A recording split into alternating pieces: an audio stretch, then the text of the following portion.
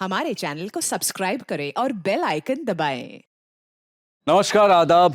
मैं Anoop Soni crime petrol सतर्क के ब्लैक हेडलाइंस अध्याय के आज के एपिसोड में आप सबका स्वागत करता हूं।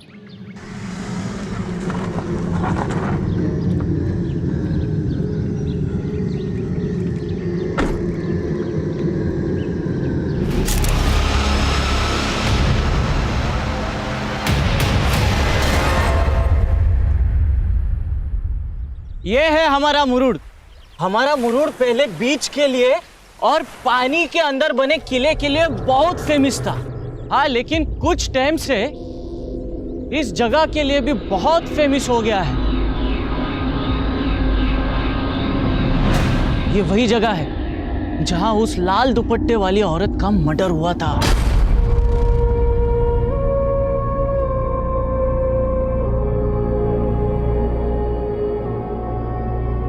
बहुत ट्रेजिक स्टोरी है उस औरत की। उसकी कहानी सुनोगे तो आपकी रूह कांप जाएगी। कहते हैं यहां किसी के इंतजार में वो औरत फोटो निकाल रही थी और फिर वो आया जिसका वो औरत इंतजार कर रही थी।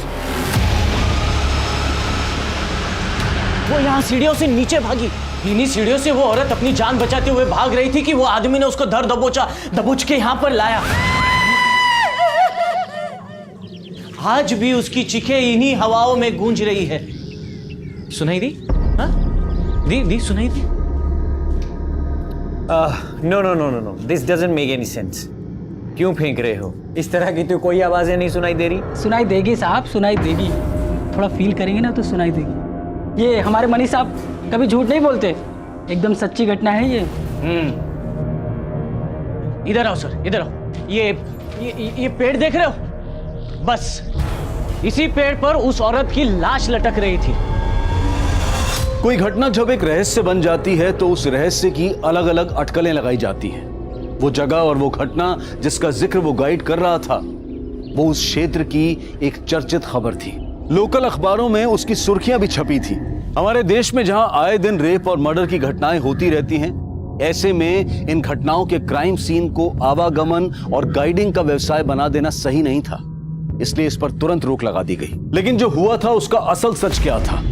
जो कुछ भी हुआ था वो महज 2 महीने पहले हुआ था, लेकिन वो क्यों हुआ था, कैसे हुआ था, उसकी हकीकत वाकई हैरत अंगेज थी।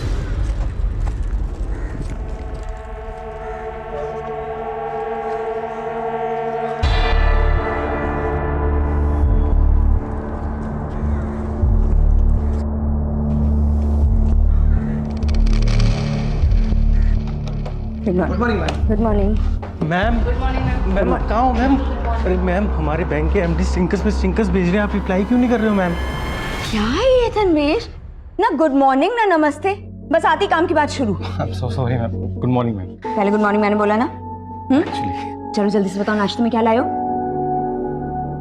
मैम कुछ तो बात है आप में, इतना रिलैक्स कैसे रह लेते हो आप? अच्छा, आपके पास तो कार है ना मैम, आप साइकिल से क्यों आते हो फिर? अरे भाई, पोल्यूशन इतना बढ़ गया है, मुझे लगता है कि जितना हो सके साइकिल से ट्रैवल करना चाहिए। और हमारे बैंक का क्या मैम, जो ऑलरेडी बैड डेब्ट से पोल्यूटेड है? आपको पता है हमारे लोन कस्टमर लोन नहीं चुका पा रहे हैं। एनपीआर इतना बढ़ गया है कि बैंक ऑलरेडी डूबने के कगार पे आ गया है। और हमारे एमडी फोन पे फोन करके पूछ रहे हैं कि डूबे हुए लोन की रिकवरी के लिए कर क्या रहे हो? आज मैं अपने बोर्ड ऑफ डायरेक्टर्स को ऐसा सोल्यूशन देने वाली हूँ जिससे सिर्फ हमारी ब्रांच ही नहीं बल्कि पूरा बैंक हर मुसीबत से मुक्त हो जाएगा। ऐसा क्या सोल्यूशन है मैम जो बैंक डूबने से बच जाएगा? अचार। अच्छा, कल ना पराठों के साथ अचार लाना मत भूलना, ओके? मैं हाथ धोकर आती हूँ।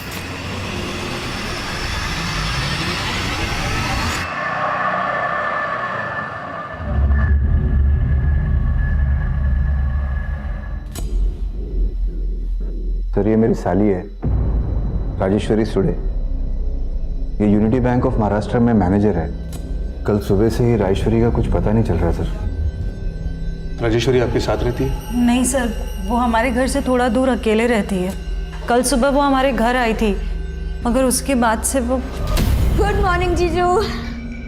Good morning. Good morning. Good morning ताई। Good morning. अरे वाह रजी, आजकल फिटनेस पे बहुत ध्यान दे रही है। पर फिट रहने से क्या होगा, उम्र थोड़ी कम हो जाएगी।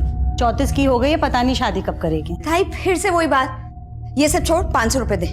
क्यों, क्या हुआ? अरे वॉक पे निकली ना तो पर्स कैरी नहीं किया, अब सोचो जाते हुए फ्रूट्स खरीद लो।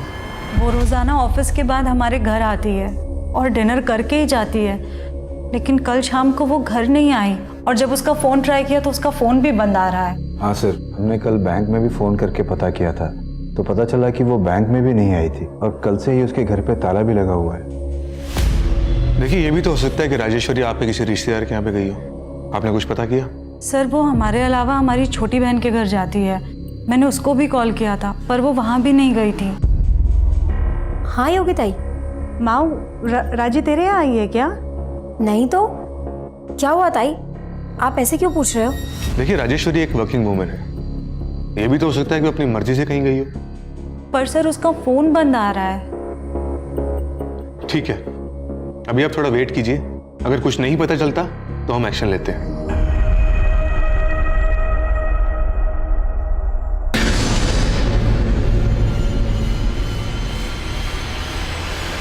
राजेश्वरी की मिसिंग कंप्लेंट्स पर कोई कार्रवाई नहीं की गई और उसकी लाश मुरुंड के एक खंडर में लटकी हुई मिली।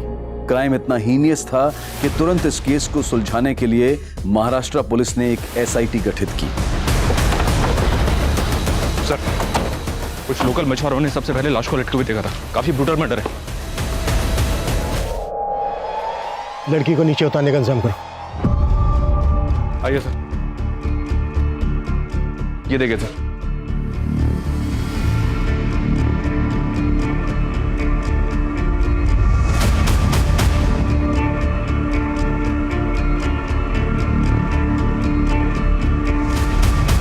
इस लड़की का रेप वहाँ ऊपर खंडर में किया गया होगा जहाँ पर हमें खून के धब्बे में।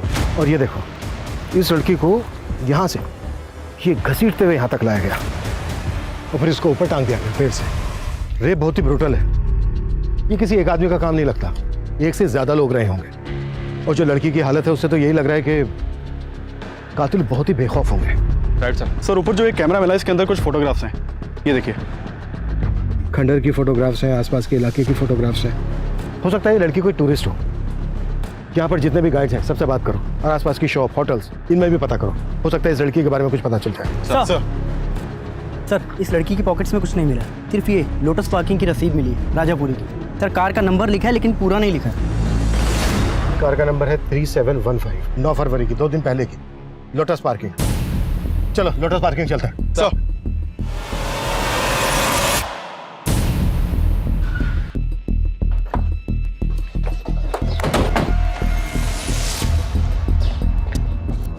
नमस्ते साहब।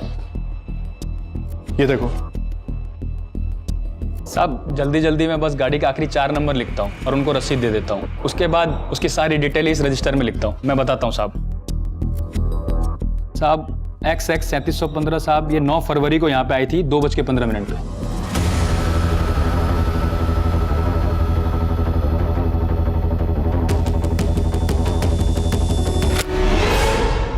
ये तो वही लड़की है जिसकी लाश मिली थी हमें। सर, ये गाड़ी कब लेके गई यहाँ से अपनी?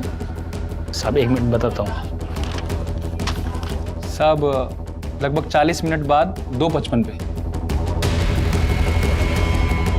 अभिषेक सर, तुरंत पता करो ये गाड़ी किस एड्रेस पे रजिस्टर्ड है। सर, राजीताई ने हम बहनों के लिए इतने सेक्रीफाइसेस किए, मैं मान ही नहीं सकती कि वो हमें बिना बताए कहीं जा सकती। माऊ, जो सामने आ रहा है उसका कुछ तो मतलब होगा ना। तुम्हारे लिए इसका गलत मतलब ही होगा कुणाल, लेकिन इसके पीछे अगर तुम्हारा कोई गलत मकसद हुआ तो। किस मकसद की बात कर रही है आप ताई? तुम तो बात ही मत करो। मैं देखता हूँ।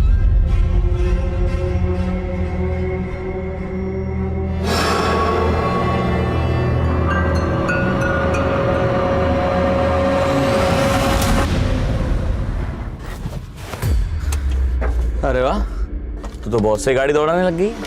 पर अफसरों की गाड़ियां कब तक दौड़ाएगी? मैं क्रिमिनल्स दौड़ाती हूँ, अफसर की गाड़ी दौड़ाने के लिए पुलिस में भर्ती थोड़ी ना हुई थी। ठीक है मैडम, हम जानते हैं आपको खतरों से खेलने का शौक है, पर मेरे बारे में भी तो कुछ सोचो। तेरे बारे में ही तो सोच रही हूँ, इसीलिए तो तुझे ये टेम्पो लेकर दिया।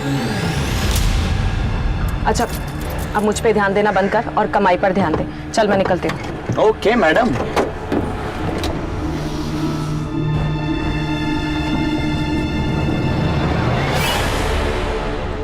Sir, Rajeshwari Sule missing case 10 फरवरी को फाइल हुआ था। सुमन सर को फाइल देना। सर। तुम टेम्पो भी चला लेती हो? सर एक्चुअली वो टेम्पो मेरे हस्बैंड का है, लेट हो रही थी तो।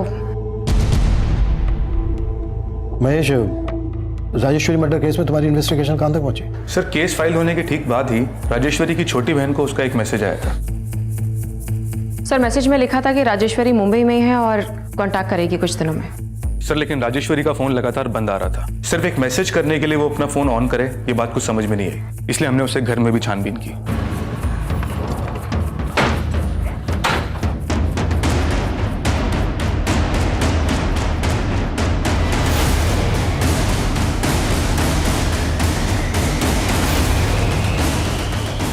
लेकिन उसे घर में भी कुछ सस्पिशियस मिला नहीं, और उसे घर के बाहर लगे सीसीटीवी कैमरे की फुटेज देखने के बाद यही लगा कि वो अपनी मर्जी से कहीं गई थी। महेश, फिर आगे क्या किया तुमने? सर वो क्या वो मतलब आगे कुछ नहीं किया?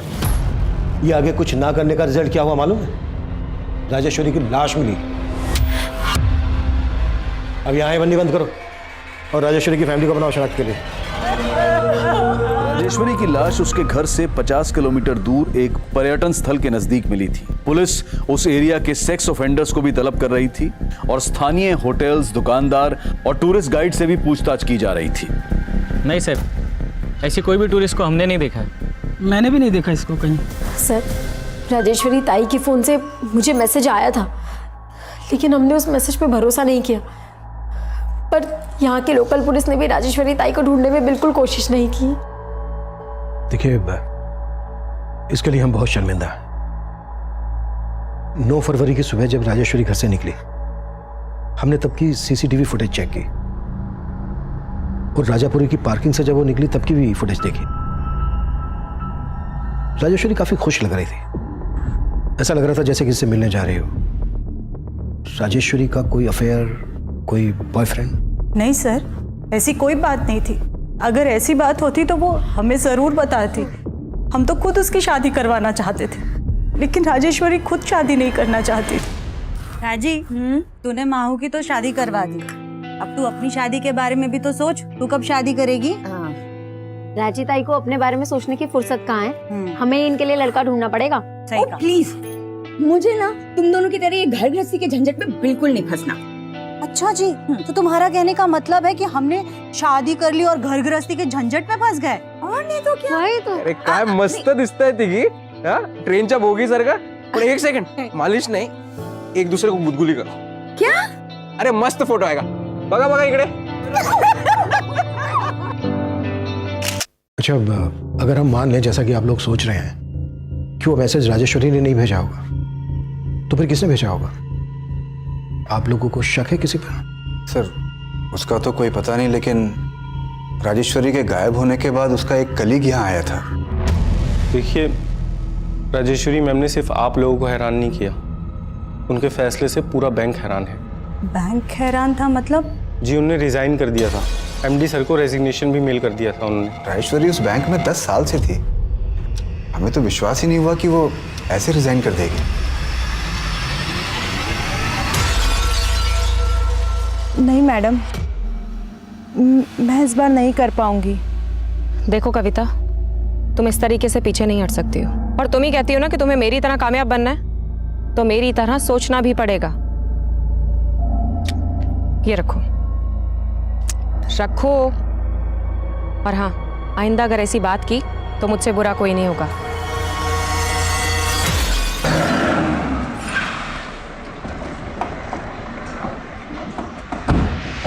सर, आप गलत समझ रहे हैं सर।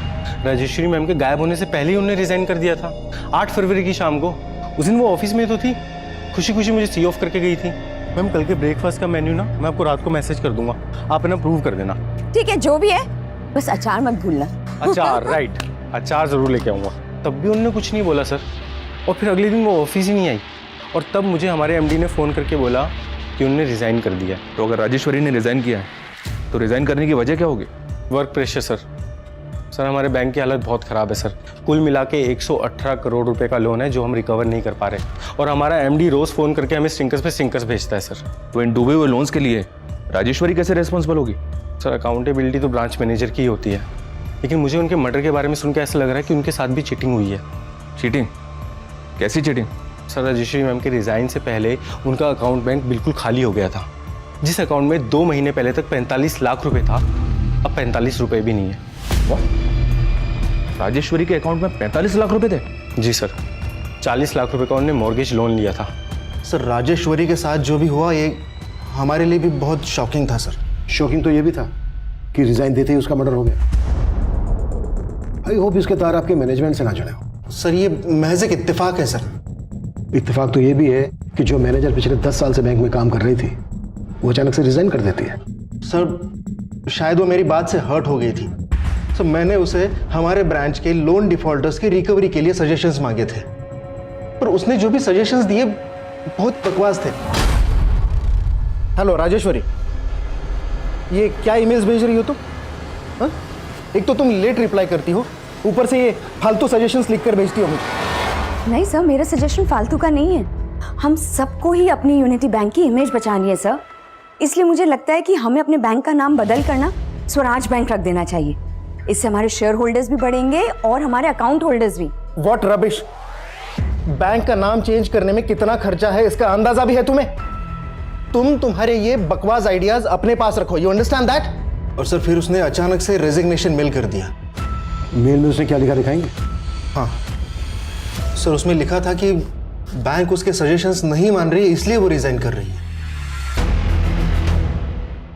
राजेश्वरी के रेजिग्नेशन मेल का कंटेंट उसके एटीट्यूड का एक अनोखा पहलू रख रहा था, लेकिन ये मेल, ये मैसेजेस राजेश्वरी ने ही भेजे हैं, इसकी जांच हो रही थी। और पिछले 2 महीने में राजेश्वरी अपने अकाउंट से 45 लाख रुपए निकाल चुकी थी। और चौंकाने वाली बात यह थी कि जिस घर को गिरवी रखकर राजेश्वरी ने 40 लाख का लोन लिया था, वो घर राजेश्वरी और उसकी बहन दोनों की पैतृक संपत्ति थी। लेकिन मौजूदा वक्त में वो घर राजेश्वरी के नाम था, जो इस केस में जायदाद में विवाद होने का अंदेशा भी दे रहा था। नहीं सर, हम बहनों के बीच में कभी कोई विवाद नहीं था। तो घर अकेले राजेश्वरी के नाम कैसे हुआ? क्योंकि राजेश्वरी ताई ऐसा चाहती थी कि हम वो घर उनके नाम कर दें। ताई देख, मैं जानती हूँ कि इस घर पे तुम दोनों का बराबर का हिस्सा है, पर अभी ना मैं तुम दोनों को 5-5 लाख रुपए दे रही हूँ। थोड़ा टाइम दो ताई, बाकी के पैसे भी दे दूंगी। बात पैसों की नहीं है राजी, लेकिन तुझे अचानक से घर अपने नाम क्यों चाहिए? वो कोई वजह है ताई, मैं अभी नहीं बता सकती। माझ्यावर विश्वास ठेवा। सर राजेश्वरी ताई ने बहुत कुछ किया हम बहनों के लिए। योगी ताई की शादी के बाद बाबा गुजर गए थे, उनकी शादी का बहुत कर्जा था, लेकिन राजेश्वरी ताई ने दिन रात एक करके वो सारा कर्जा चुकाया था। बचपन से ही मेरी छोटी बहन महेश्वरी का पैर खराब था, इसलिए खुद मुझली राजेश्वरी ने शादी ना करके पहले महेश्वरी की शादी करवाई। उनकी बहुत एहसान है हम बहनों पर, इसलिए बिना कोई सवाल किए हमने वो घर उनके नाम कर दिया था। और सर बदले में राजेश्वरी हमको 5-5 लाख रुपए दे रही थी, लेकिन हमने उससे वो भी नहीं लिए। उसने घर अपने नाम करवाते ही 40 लाख रुपए का मॉर्गेज लोन लिया था। ऐसी क्या जरूरत आ गई थी जो अचानक से घर गिरवी रख दिया उसने? सर उसने घर गिरवी रखा था ये हमको नहीं पता है, और ऐसी तो कोई ज़रूरत नहीं थी राजेश्वरी को। सर हमें बिल्कुल भी अंदाज़ा नहीं है कि राजेश्वरी ताई ने घर गिरवी रखकर 40 लाख रुपए का लोन लिया होगा। पर सच है, पता किया हमने, और राजेश्वरी ने अपने बैंक से तुम्हारे पति को 2 करोड़ का लोन दिलवाया था, और पिछले 6 महीने से उस लोन की एक भी EMI नहीं भरी है तुमने। सर वो मेरा बिजनेस घाटे में जा रहा है, मगर इसका ये मतलब नहीं है कि मैं लोन रीपे नहीं करूंगा। सर कुणाल की तो नियत ही नहीं थी लोन चुकाने की, इसी बात पे राजेश्वरी थोड़ा उससे अपसेट रहती थी। सर तुम्हें अंदाजा भी है कि तुम्हारी वजह से मेरी इमेज कितनी खराब हो रही है बैंक में? कोशिश कर रहा हूँ ना। कोई कोशिश नहीं कर रहे हो तुम। देखो मैं बोल रही हूँ, अगर तुमने लोन पे नहीं किया ना तो बहुत स्ट्रॉन्ग केस बनाऊंगी तुम्हारे खिलाफ। और सर उस दिन के बाद से राजेश्वरी ने कुणाल से बात करना भी बंद कर दिया था। सर आप बेकार शक कर रहे हैं, इन सारी बातों का राजेश्वरी के मर्डर से कोई लेना देना नहीं है। सर क्या हुआ संतोष? सुमन कहाँ है सर? सुमन तो अभी तक नहीं है जॉब पे। सर क्या बात कर रहे हैं, वो कल रात से नाइट ड्यूटी से घर नहीं पहुंची है। कल कोई नाइट ड्यूटी नहीं थी सुमन की, और रात को 10 बजे चली गई थी।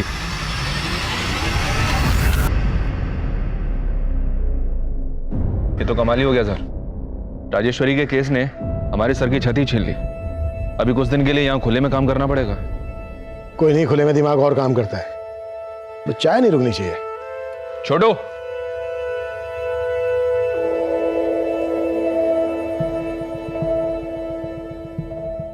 ₹40 लाख के लिए अपना मकान गिरवे रखना और गायब होने से पहले अपना बैंक अकाउंट खाली कर देना।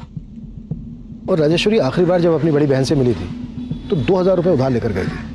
ये सब छोड़, 500 रुपए दे। क्यों, क्या हुआ? अरे वॉक पे निकली ना तो पर्स कैरी नहीं किया।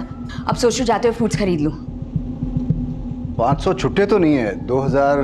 कोई बात नहीं जीजू, 2000 दे दो। उस वक्त तक उसका बैंक अकाउंट खाली हो चुका था। ऐसा लग रहा है जैसे उसको कोई ब्लैकमेल कर रहा था। धीरे धीरे उसको कंगाल किया और उसके बाद रेप करके उसका मर्डर करके फेंक दिया उसको। और क्राइम ऐसी जगह पर गया कि जैसे लगे कि किन्हीं रैंडम ऑफेंडर्स का काम है। लेकिन सर, राजेश्वरी के कॉलिंग कॉर्ड्स में कुछ भी शक करने जैसा मिल नहीं रहा है। राजेश्वरी की जिंदगी तो संदेहों से भरी पड़ी है। उसकी गाड़ी नहीं मिली अभी तक। उसकी गाड़ी ढूंढने पर जोर दो, शायद उससे हमें कोई लीड मिल जाए। और राजेश्वरी की दोनों बहनों और उसके दोनों जीजाओं को खंगालो। राजेश्वरी के घर की भी अच्छे से तलाशी लेनी होगी। सर, इंस्पेक्टर महेश की टीम की एसआई सुमन अचानक से कहीं गायब हो गई सर। व्हाट? ये महेश और उसकी टीम ने राजेश्वरी को ढूंढने की कोशिश ही नहीं की। और अब जब से हम इस केस पर आए हैं, उनकी टीम की एसआई सुमन गायब हो गई। माजरा क्या है ये? वॉचमैन, दरवाजा खोलो, ब्रेक खत्म हुआ। वॉचमैन, बंद करो उसको। गाइस, हमारा ये लंच ब्रेक है ना, परमानेंट ब्रेक बन गया है। हमारा बैंक गवर्नमेंट ने टेक ओवर कर लिया है। हमारे एटीएम, ऑनलाइन ट्रांसफर सब सीज हो चुके हैं। अभी हजार रुपए निकालने के लिए बाहर हजारों की लाइन लगेगी। हमारी वाट लगने वाली है। ये केस कई उतार चढ़ाव देख रहा था और चौंकाने वाला पहलू एएसआई सुमन का गायब होना था। एसआईटी इस केस पर भी नजर बनाए हुए थी और राजेश्वरी से जुड़े लोगों पर भी नजर रखी जा रही थी। वहीं राजेश्वरी की कार के तलाश के साथ साथ उसके घर में भी उसके कातिल तक पहुंचने के सुराग ढूंढे जा रहे थे। और फिर कुछ ऐसा हुआ जिसने इस केस को घुमा कर रख दिया।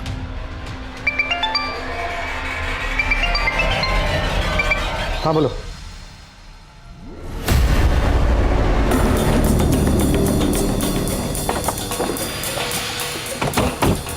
हटो, खड़ी।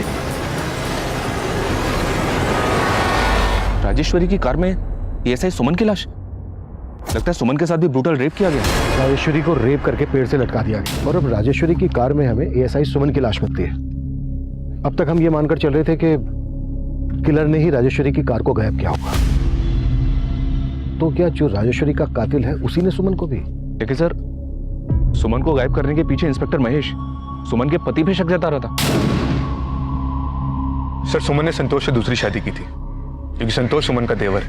एक मिनट, तुम्हें सुमन के पति संतोष पर शक क्यों है? क्योंकि सर, सुमन का पहला पति उसको बहुत मारता था, फिर वो उसको छोड़कर दुबई चला गया और उसके बाद संतोष ने सुमन से शादी कर ली।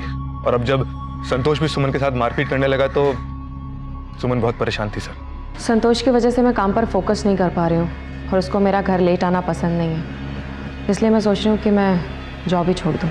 सर, मैंने उसके पति से बात करके उसको काफ़ी समझाने की भी कोशिश की थी, लेकिन अब जब सुमन की लाश मिली है तो मुझे पूरा यकीन है कि संतोष ने सुमन का कत्ल किया है।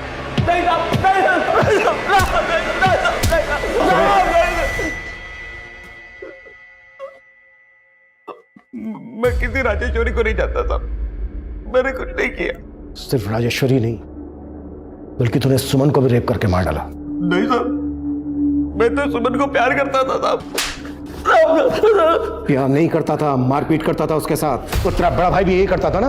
मैं अपने बड़े भाई जैसा नहीं था साहब। मैंने तो सुमन को चल्ला से बचाया था। उन्होंने सुमन की जिंदगी बर्बाद करके रख दी थी, बिल्कुल नरक की तरह। ऊपर से उसको छोड़ के दुबई चला गया, उधर उसने दूसरी शादी बना ली। सुमन के तो माँ बाप भी नहीं थे साहब। मुझे सुमन से हमदर्दी थी, इसलिए मैंने उससे शादी कर ली। शादी के बाद मैंने उसका पढ़ाई भी पूरा कराया, फिर वो पुलिस में भर्ती हो गई। सुमन खुद बोलती थी कि मैंने उसकी जिंदगी बनाई, अब भला मैं उसकी जिंदगी काय को छीनूंगा साहब। उल्टा वो सब इंस्पेक्टर महेश ने मेरी सुमन को मुझसे छीना है। ये सब इंस्पेक्टर महेश ने? हाँ साहब, वो आए दिन सुमन को अपने घर ले जाता था रात को। वो बेचारी मुझे बता भी नहीं पाती थी साहब, पर मैंने बाद में पता कर लिया। कहाँ थी तू? कहाँ थी मतलब? जॉब से आ रही हूँ। अच्छा, झूठ बोल रही मुझसे? हाँ, मैंने तुझे उस सब इंस्पेक्टर के साथ जाते हुए देख लिया था। तेरा चक्कर चल रहा ना उसके साथ। तुम गलत समझ रहे हो संतोष। अच्छा, तो क्या काम था इतनी रात को वहां पर? हाँ, क्या बताऊं संतोष, वो कमीना मेरे साथ जबरदस्ती कहता है कि उसकी बात नहीं मानूंगी तो सस्पेंड कर देगा मुझे। मेरा काम छूट गया था साहब। सुमन ने मेरे को टेम्पो लेके दिया, कर्जा लेके, और मेरे को नहीं मालूम था साहब कि वो घर चलाने के लिए उसकी जुर्म सह रही थी। देखिए सर, मैं मानता हूँ कि सुमन और मैं एक कलीग से कुछ ज़्यादा ही थे। दरअसल बात यह है कि सुमन अपने पति से काफ़ी तंग आ गई थी और यही कारण है कि हम दोनों करीब आ गए थे। संतोष को हम पर शक होने लग गया है। तुम संतोष से इतना घबराते क्यों? डिवोर्स दे दो ना उसको। सर, सुमन मेरे साथ रिलेशन भी बना रही थी और अपने पति को भी नहीं छोड़ रही थी। इसलिए तुमने उसको? नहीं सर, सर मैंने ऐसा कुछ नहीं किया। जरा आप खुद सोचिए ना, अगर मैंने ऐसा कुछ किया होता तो मैं सुमन की बॉडी को राजेश्वरी की गाड़ी में डंप क्यों करता? मुझे फंसाया जा रहा है सर, मैं बेकसूर हूं और यही सच है। वाह, क्या बात है। मेरी और राजेश्वरी की अनबन को बढ़ा चढ़ाकर आप लोगों ने मुझे अंदर करवाने की पूरी कोशिश कर डाली थी। तू अपनी बीवी का मुंह बंद करवा सकता है, लेकिन हम क्यों चुप रहते? जो सच था बोल दिया। आप लोगों ने अखबार नहीं पढ़ा? राजेश्वरी की गाड़ी में एक पुलिस वाली की हत्या हुई है। अच्छा, मतलब उसके साथ भी तेरा चक्कर था? क्या बकवास कर रहे हो दादा? मैं अच्छी तरह समझता हूँ तुम क्या खेल खेल रहे हो। मुझे अंदर करवा के मेरी बीवी को बहका दोगे और वो पुश्तैनी घर खुद हत्या लोगे। अभी निकल यहाँ से, बहुत हो गया तेरा, चल निकल यहाँ से। राजेश्वरी और सुमन की पोस्टमार्टम रिपोर्ट में काफी समानताएं हैं। राजेश्वरी की लाश लाल दुपट्टे से लटकी हुई मिली थी और सुमन के गले के स्ट्रैंगुलेशन मार्क्स में लाल धागे के ट्रेसेस मिले हैं। लेकिन सर, सुमन मर्डर की क्राइम लोकेशन पे हमें कोई लाल कपड़ा नहीं मिला है। आखिर किलर के दिमाग में चल क्या रहा था जो उसने इस तरह से?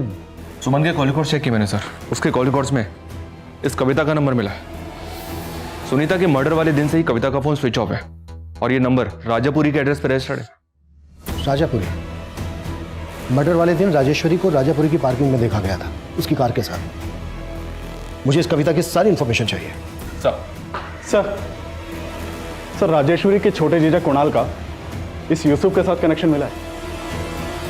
यूसुफ शेख? ये तो बेटिंग माफिया है ना? जी सर। पर ये तो काफी दिनों से अंडरग्राउंड था। एक और बात सर, पता चला है कि कुणाल राजेश्वरी को पहले से जानता था, कॉलेज में दोनों साथ ही पढ़ते थे।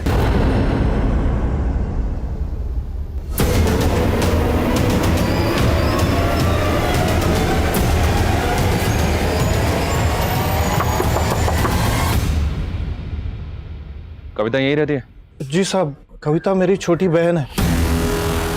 कहाँ है वो? साहब मुझे नहीं पता, मैं खुद परेशान हूं उसके लिए। उसका फोन भी बंद आ रहा है साहब। अभी मेरी बात ध्यान से सुनो। ये ऐसा ही लेडी सुमन का मर्डर हो गया और कविता सुमन को कॉल करती थी। अगर हमसे कुछ भी छुपाया ना तो साहब मैं कुछ नहीं छुपाऊंगा, बल्कि मैं ये भी बता देता हूं जो कविता ने मुझे किसी को कहने मना किया था। क्या कहने से मना किया था? साहब वो कविता सुमन मैडम की खबरी है। क्या? कविता सुमन की खबरी? जी साहब, एक बार कविता ने किसी चोर को एक औरत की चेन खींच के भागते हुए देखा था। कविता ने उसे पकड़ लिया। उसी दौरान सुमन मैडम की और कविता की मुलाकात हुई। बहुत बहादुरी का काम किया तुमने कविता। क्या करती हो? मैडम जी मैं काम ढूंढ रही हूँ, लेकिन पढ़ाई लिखाई कम होने के कारण मुझे कहीं पर काम ही नहीं मिलता है। मेरे लिए काम करोगी? और तभी से कविता को सुमन मैडम ने अपनी खबरी बना लिया। ना सिर्फ खबरी, कविता की ओपन कॉलेज में एडमिशन भी करवाई सुमन मैडम ने। सर राजेश्वरी कॉलेज में मेरी सीनियर थी और मैं छोटे मोटे जॉब्स करने के बाद अपना बिजनेस करना चाहता था। बिजनेस लोन के लिए मैंने उसकी हेल्प लेनी चाहिए। कुणाल, तुम्हारा क्रेडिट स्कोर बहुत खराब है, कोई भी बैंक तुम्हें बिजनेस लोन नहीं दे सकता। इसीलिए तो मैं आपके पास आया हूँ, प्लीज मेरी हेल्प कर दीजिए। ठीक है चलो, आई विल ट्राई समथिंग, पर अगर इसके बदले में मैं तुमसे कुछ मांगूं तो तुम मुझे दोगे? अरे आप बोल के तो देखिए, मैं आपके लिए कुछ भी करने को तैयार। कुणाल, मैं तुम्हें बहुत सालों से जानती हूँ। आई नो तुम एक बहुत ही सरल और अच्छे लड़के हो। अच्छा, मैंने सुना है कि तुम अपनी शादी के लिए लड़की ढूंढ रहे हो। हाँ पर दैट्स ग्रेट। मैं भी अपनी बहन महेश्वरी के लिए तुम्हारे जैसा लड़का ढूंढ रही हूँ। क्या तुम मुझसे शादी करोगे? ये लोन तो मुझ पे छोड़ दो, आई हैंडल इट। लेकिन उसने मेरी मजबूरी का फ़ायदा उठाकर अपनी अपाहिज बहन से मेरी शादी करवाई। ऊपर से पैसे ना लौटाने की वजह से वो मुझे उल्टा सीधा सुनाती थी। इसलिए उससे पीछा छुड़ाने के लिए तूने यूसुफ शेख की मदद ली।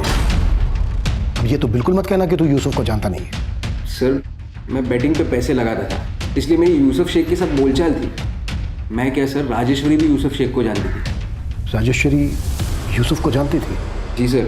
सर, राजेश्वरी भी बैटिंग पे पैसे लगाती थी। तेरे कहने का मतलब ये है कि राजेश्वरी को यूसुफ ने?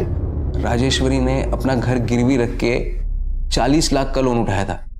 पक्का उसको यूसुफ को कोई मोटी रकम देनी थी, जिसका यूसुफ ने राजेश्वरी से बदला लिया। पुलिस तुरंत यूसुफ की तलाश में जुट गई, लेकिन एएसआई सुमन की खबरी कविता के गायब होने की पहेली इस केस को उलझा रही थी। पुलिस को कविता की कोई लीड नहीं मिल रही थी, लेकिन उनके खबरी नेटवर्क ने यूसुफ को ढूंढ निकाला। साहब, अपना तो बैटिंग का धंधा है साहब, और उसमें वो डराना धमकाना तो चलता ही रहता है साहब। मगर साहब यकीन मानिए, मैंने मर्डर किसी का नहीं करवाया। तो राजेश्वरी को धमकाकर कितना पैसा लूटा तूने उससे? क्या बात कर रहे हो साहब, वो तो जीत रही थी साहब, और उसने मुझे नहीं बल्कि मैंने उसको पैसा देना था। तो तूने राजेश्वरी के पैसे ना देकर उल्टा उसी का हिसाब चुकता कर दिया? सर, मैंने कुछ नहीं किया है सर। हाँ, मैं मानता हूँ साहब कि उसका लक मेरा पूरा बैलेंस बिगाड़ रहा था साहब। उसके सितारे बहुत सॉलिड काम कर रहे थे, और सर आप जानते हैं पिछले कुछ टाइम से वो बड़े अटपटे से नंबर पे पैसा लगा रही थी साहब। नहीं कहा ना, 1,23,373 ही लगाना है। मेरा लक चलेगा इस रकम के नंबर से। साहब, वो मुझसे 10-10 गुना ज्यादा पैसा बना रही थी, और साहब सच बोल रहा हूँ, मुझे भनक भी नहीं है कि वो उसके पैसे पर कौन नजर गड़ा के बैठा था। सर, अगर यूसुफ की बात सही है तो इस लकी नंबर का कनेक्शन न्यूमरोलॉजी से हो सकता है। इस बात को एक बार और कंफर्म करते हैं सर। राजेश्वरी 2 महीने पहले तक अपने नाम की स्पेलिंग में W की जगह V इस्तेमाल कर रही थी। उसने अपने बैंक अकाउंट में भी ये करेक्शन की थी। तो यूनिटी बैंक का नाम बदलकर स्वराज बैंक रखने का सजेशन उसका न्यूमरोलॉजी से जुड़ा था?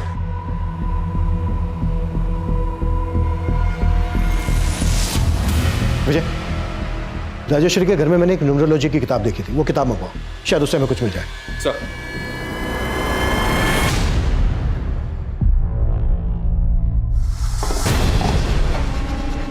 अगं काय केलं सोय? मी इतर लोकांचं नशीब लिहितोय अब तूने उस पे पानी फेर दिया।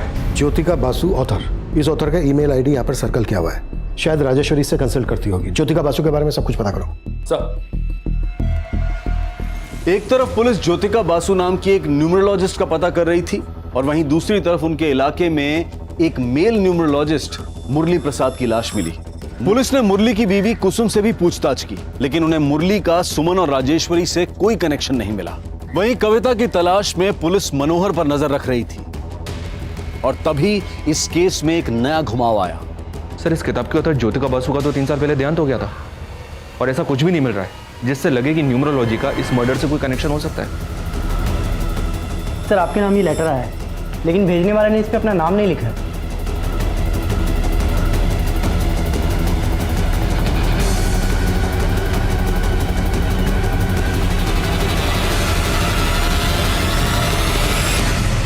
चौंकिए मत, मैं ज्योतिका बसु और 3 मार्च को आपके मुरुड में एक और शहनाई बजाने वाली हूँ।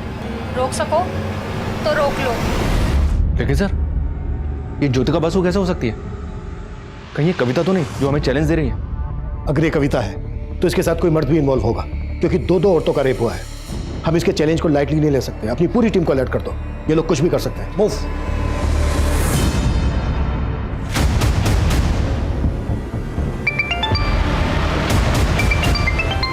हेलो,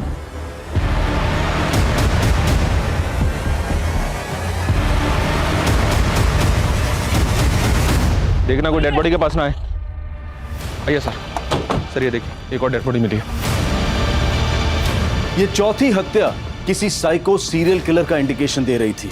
पुलिस मान रही थी कि उस पेन ड्राइव से भेजी गई चेतावनी कविता की रिकॉर्डेड वॉइस होगी, लेकिन वो कविता की आवाज नहीं थी। कविता के गायब होने के रहस्य और भी गहरे होते जा रहे थे, और वो धमकी भरी ऑडियो क्लिप भेजने वाले के बारे में भी कोई लीड नहीं मिल रही थी। मीडिया पुलिस की निंदा कर रही थी और हत्याओं की खबरों को बढ़ा चढ़ाकर छाप रही थी, जिसका नतीजा ये था कि मुरूर में आने वाले सैलानी भी क्राइम सीन देखने जाने लगे, जिसने पुलिस की मुसीबतें और बढ़ा दी। उसी लाल दुपट्टे से उस औरत की लाश यहाँ पर झूल रही थी। पहले पुलिस को भी कुछ पता नहीं चला। क्या चल रहा है? हाँ, लेकिन जब क्या चल रही थे? आओ काय नहीं साहब, वो टूरिस्ट लोग का जरा ये लोकेशन जगह दिखने का था ना। तू कुछ भी बोल के इनको घुमाएगा? हाँ, ज्यादा शाणा बन रहा है। देख तेरा लाइसेंस कैंसिल करवा दूंगा मैं। आओ ऐका ना साहब, मी काय म्हणतो, चल ए, उसको ले आप लोग भी चलिए। अब इस मर्डर की कहानी ना पुलिस स्टेशन में बताना, समझा? चल काय साहब, हम लोग किधर कुछ बोलते हो तो अखबार में छप के आता है। ये टूरिस्ट लोग इधर आने का जिद करता है, इसके लिए करना, पेट के लिए करना पड़ता है साहब। साहब जाने दीजिए ना साहब, आगे से ऐसी गलती नहीं होगी साहब, जाने दीजिए। हो साहेब, सोडून द्या। बघा आता सोडतोय, नेक्स्ट टाइम नाही चालणार। हो चल। हाँ बोलो।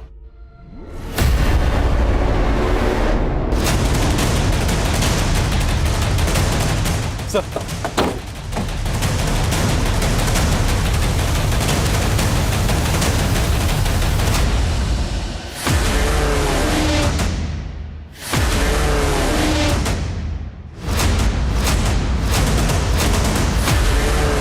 सर, एक मछुआरे ने इस लड़की की लाश देखी थी।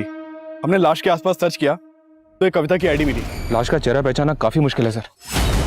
कहीं ये कविता की कोई नई चाल तो नहीं? अगर कविता जिंदा है तो अभी तक मिली क्यों नहीं? और अगर ये कविता नहीं है तो फिर किस लड़की की लाश है? सर, हम उसके भाई मनोहर पे लगातार नजर बनाए हुए हैं। अब नजर मत बनाओ, हाथ उठाओ। Right sir.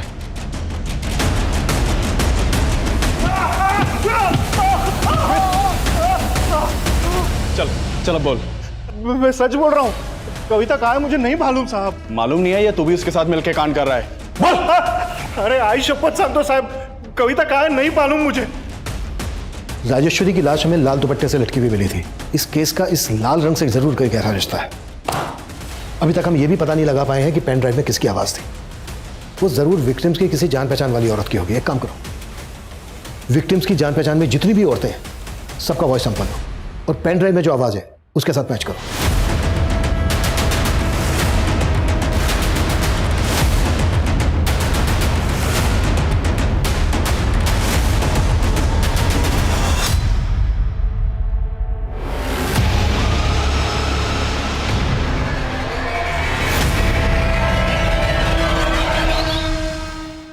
मैं ज्योतिका बसु, राजेश्वरी, सुमन और मुरली की पुंगी मैंने ही बजाई। सब कुछ जांचने परखने के बाद ही हम इस नतीजे पर पहुंचे हैं कि इस पेन ड्राइव में तुम्हारी आवाज है। अब ये बोलो क्यों किया ये सब, और कौन कौन लोग मिले हुए हैं तुम्हारे साथ? कुसुम जैसी अबला को नहीं मारता मैं साहब, उसकी तो मजबूरी ही मेरा मजा थी। ये राजेश्वरी कैसे मिली तुझे? साहब उसके बैंक में मिली थी। हेलो, हाय, मैं आपका कस्टमर बैंक का, याद है आपको? आपके अकाउंट खुलवाया था। हाँ? अरे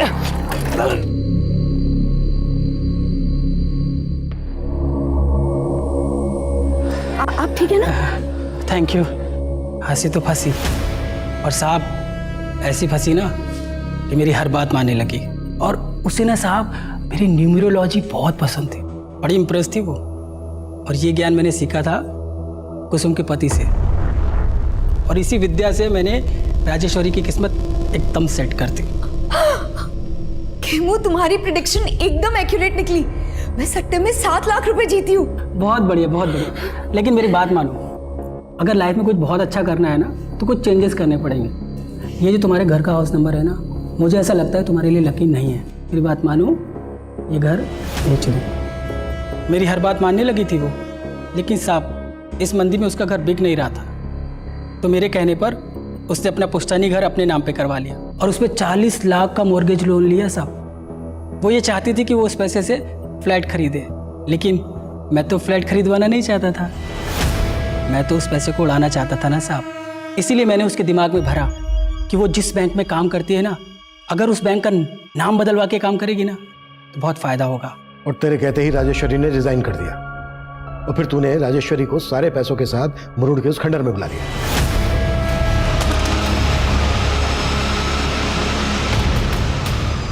फिर मैंने राजेश्वरी के मोबाइल से उसकी छोटी बहन महेश्वरी को मैसेज किया, आप लोग तो जी जान से केस में लगे हुए थे, पर मैं भी चौकन्ना था, और वो खबरी दुगनी चौकन्नी। मैंने देखा वो लड़की राजेश्वरी की कार का फोटो सबको दिखा रही है, मुझे भी दिखाया। मैं अलर्ट हो गया मैंने उसका पीछा किया और मौका मिलते ही राजेश्वरी की कार के पास आ गई। और जब उसे कविता नहीं मिली तो उसने कविता को फ़ोन किया और तब मैं वहाँ पहुँच गया। हेलो मैडम, आपकी कविता तो अब रही नहीं। कौन हो तुम? और आप भी अब कहीं की नहीं रहोगे।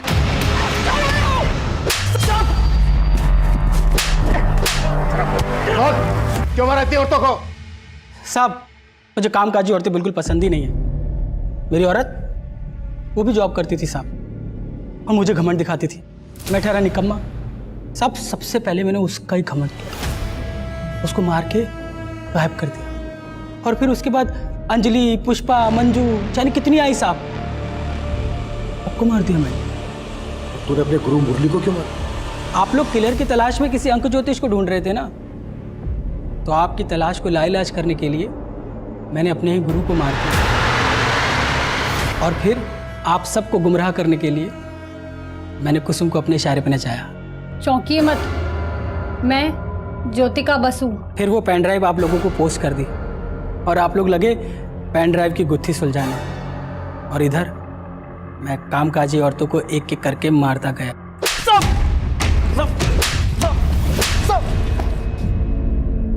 तू जो एक कामकाजी कर रहा है ना, अगर सारी कामकाजी औरतें अपना काम छोड़ दे तो यार तेरे जैसे जानवर आदमी को समझाने का क्या फायदा? अभिषेक अब जरा इसे अपना कामकाज दिखाओ।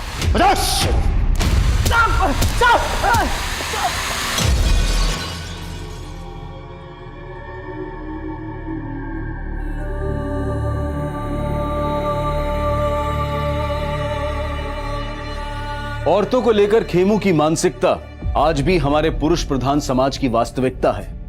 खेमू एक ऐसा सिरफिरा था जो अपनी बीवी समेत 15 औरतों का शोषण करके उन्हें मौत के घाट उतार चुका था। खेमू की गिरफ्तारी से हत्या और रेप के कई अनसुलझे केस सुलझ गए जो काफी अरसे से बैकलॉग में थे।